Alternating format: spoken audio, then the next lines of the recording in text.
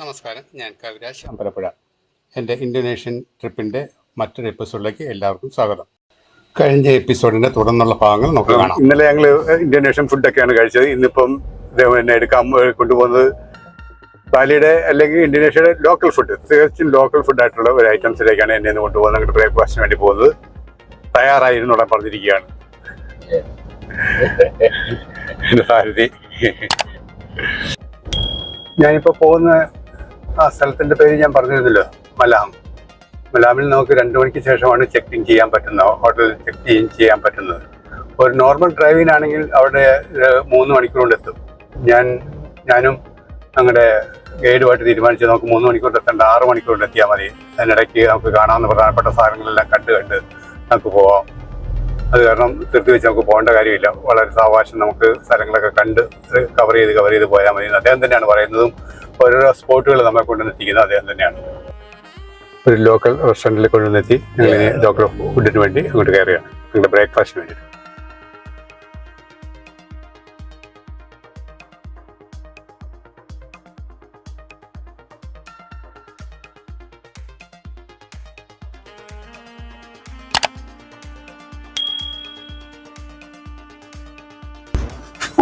നോക്കാം നമുക്ക് ഇവിടെ എന്താണ് കിട്ടുന്നതെന്ന്.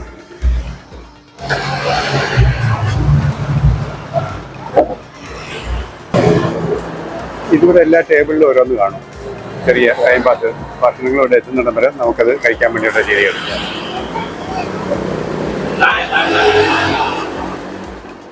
ജ്യൂസി ഒരെണ്ണം എടുത്ത് പൊട്ടിച്ച് വന്ന് നിങ്ങളുടെ ടേസ്റ്റ് നോക്കുകയാണ്.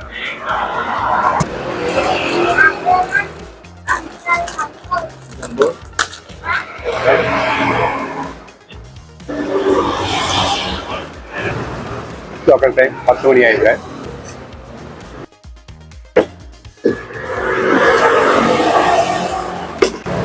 ഞാൻ ആഹാരം കഴിച്ചു തുടങ്ങി.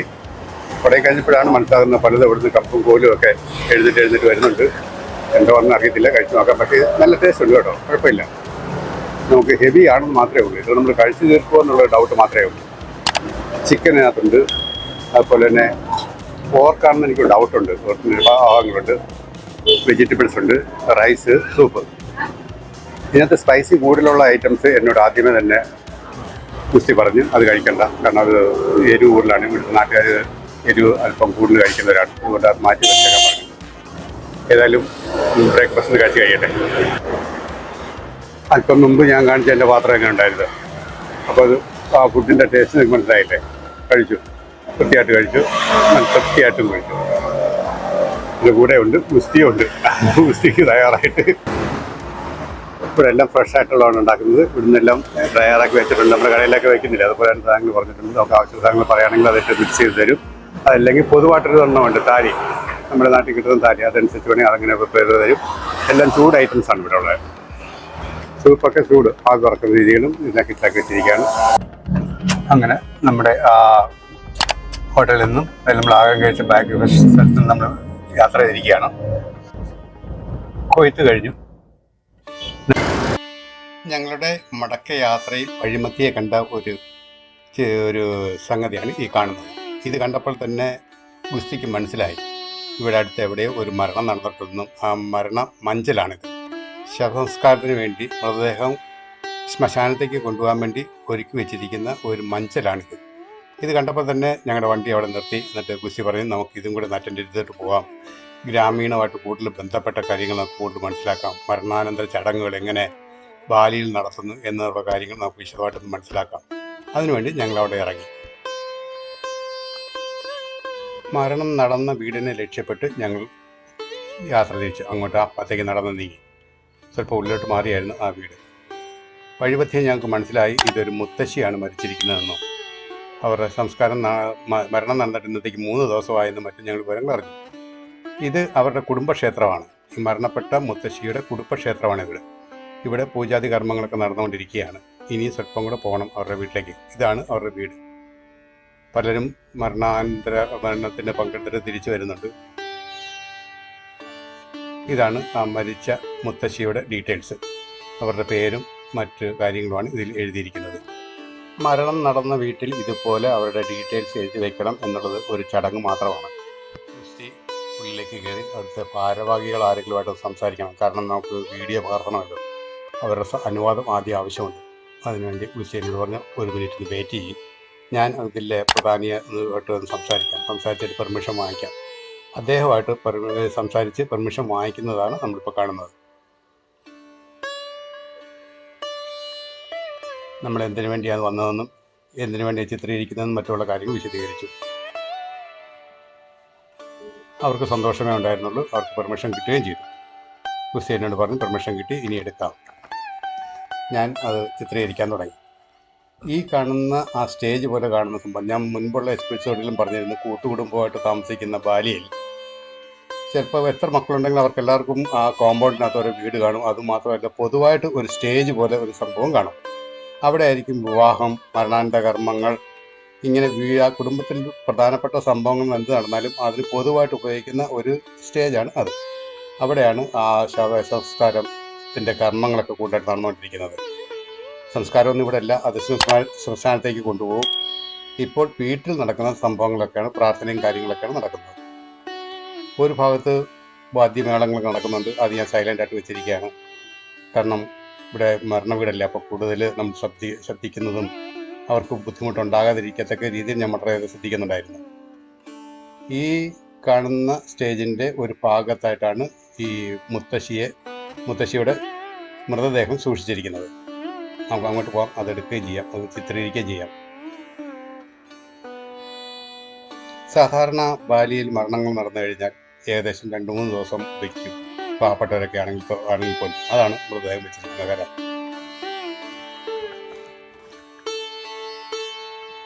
രാജകുടുംബത്തിലും അല്ലെങ്കിൽ റോയൽ ഫാമിലിയിൽപ്പെട്ടവരൊക്കെ ആണെങ്കിൽ ചിലപ്പം ആഴ്ചകളോളം മൃതദേഹം സംസ്കരിക്കാതെ വയ്ക്കും. അത് ഓരോരുത്തരുടെ സാമ്പത്തിക സ്ഥിതിയെ അടിസ്ഥാനപ്പെട്ടിരിക്കും. മൃതദേഹം സൂക്ഷിക്കുന്നത് ചില്ലറ ചിലവുള്ള കാര്യമാണ്, സ്വന്തം ചിലവൊക്കെ ഉള്ള കാര്യം തന്നെയാണ്. ഇന്തോനേഷ്യയിലെ ബാലിയിലെ ഹിന്ദു ശവസംസ്കാര ചടങ്ങ് പിതൃയാദിന എന്നാണ് അറിയപ്പെടുന്നത്. അല്ലെങ്കിൽ ശ്മശാന ചടങ്ങ് എന്നും നമുക്ക് അർത്ഥം എടുക്കാം.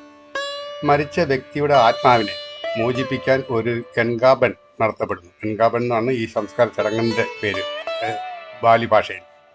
അതിലൂടെ ആ ആത്മാവിന് പുനർജനിക്കുന്നതിനോ പുനർജന്മത്തിൻ്റെ ചക്രങ്ങളിൽ നിന്ന് മോചിക്കപ്പെടുന്നതിനോ കാത്തിരിക്കാൻ കഴിയുന്ന ഉയർന്ന മണ്ഡലത്തിലേക്ക് പ്രവേശിക്കാൻ കഴിയും എന്നാണ് ഇവർ വിശ്വസിക്കുന്നത്. ഇവരുടെ മരണാനന്തര ചടങ്ങുകളിൽ എത്തിയവരുടെ അവരെല്ലാം കൂട്ടമായിട്ടാണ് ഈ കർമ്മങ്ങളെല്ലാം ചെയ്യുന്നത്. ബാലിയിലെ ഹിന്ദു ആചാരപ്രകാരം നഗ്മൻ എന്നാൽ ശരീരത്തിൽ നിന്നും ആത്മാവിനെ വേർപെടുത്തുക എന്നാണ് അർത്ഥമാക്കുന്നത്. ശവസംസ്കാരത്തിലൂടെയാണ് ഇത് ചെയ്യപ്പെടുന്നത്. ശവസംസ്കാരം തന്നെ ഏകദേശം 2-3 മണിക്കൂർ വരെ എടുക്കും. ബാലിയിൽ ഹിന്ദുവിൽ തന്നെ പല മതാചാരങ്ങളും നടക്കുന്നുണ്ട്. ഓരോരോ രീതികളനുസരിച്ച്, ഓരോരോ വിശ്വാസത്തിനനുസരിച്ച് പല രീതിയിലാണ് മത സംസ്കാര ചടങ്ങുകൾ നടക്കുന്നത്. ഒരു മൃതദേഹം സംസ്കരിച്ചു കഴിഞ്ഞാൽ ചിതാഭസ്മം കുടുംബത്തിന് തിരികെ നൽകാൻ സാധാരണയായി 7 മുതൽ 10 ദിവസം വരെ എടുക്കും. മരണം നടന്ന കുടുംബത്തിൽ നടക്കുന്ന ആചാര രീതികളുടെ പ്രസക്ത ഭാഗങ്ങൾ മാത്രമേ ഞാൻ ഇതിൽ ഉൾക്കൊള്ളിച്ചിട്ടുള്ളൂ.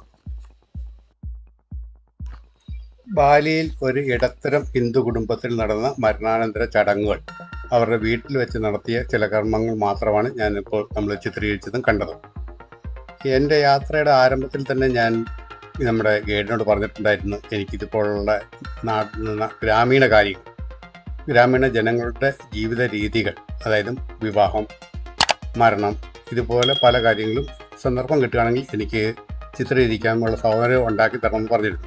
അദ്ദേഹം അത് ഏറ്റുകയും ചെയ്തിരുന്നു. കഴിഞ്ഞൊരു എപ്പിസോഡിൽ ഞാൻ ഒരു വിവാഹത്തെക്കുറിച്ച് ഉള്ള ഡീറ്റെയിൽസ് തന്നിരുന്നല്ലോ. ഇനി നമ്മുടെ ലക്ഷ്യസ്ഥാനത്തേക്കുള്ള യാത്രയാണ്. ഇനി എനിക്ക് പ്രത്യേകിച്ച് ഒന്നുകൂടെ പറയാനുള്ളത്, ആരെങ്കിലും ഈ വീഡിയോ സബ്സ്ക്രൈബ് ചെയ്യാതെയാണ് കാണുന്നതെങ്കിൽ ദയവിതൊന്ന് സബ്സ്ക്രൈബ് ചെയ്യണം. അതുപോലെ തന്നെ നിങ്ങളുടെ കമൻറ്റ്സ്, നിങ്ങളുടെ അഭിപ്രായം എന്തു തന്നെ ആയിരുന്നാലും, നല്ലതായാലും വിമർശനമായാലും എന്തു തന്നെ ആയാലും, വിമർശനങ്ങൾക്ക് കൂടുതൽ സ്വാഗതം. അത് കാരണം എനിക്ക് എൻ്റെ വീഡിയോകൾ കൂടുതൽ ഉയർത്താൻ പറ്റും. അതോടൊപ്പം തന്നെ ഇഷ്ടപ്പെടുകയാണെങ്കിൽ ലൈക്കും കൂടെ ചെയ്യുക. എല്ലാവർക്കും നല്ലത് വരട്ടെ, നന്മ വരട്ടെ. അടുത്ത എപ്പിസോഡ് വീണ്ടും നമുക്ക് കാണാം.